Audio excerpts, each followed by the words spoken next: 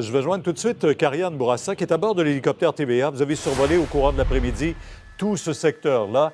Et une image vaut mille mots, c'est le cas de le dire. La brèche, on la voit dans cette digue-là. Et c'est carrément le lac qui est rentré dans la ville.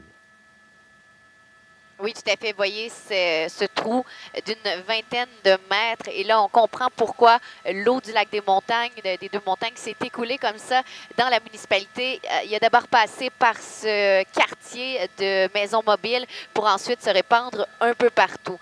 Voyez l'étendue des dégâts.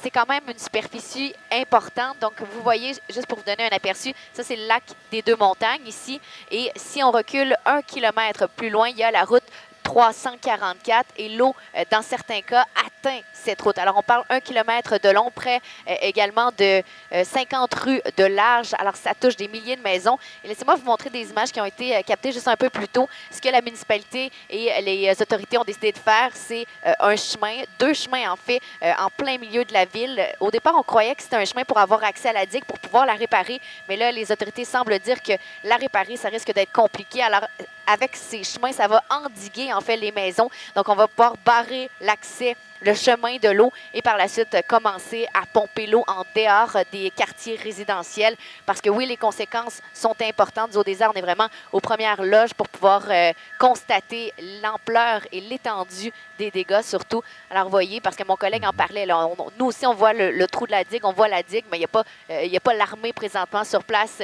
qui tente de colmater le tout.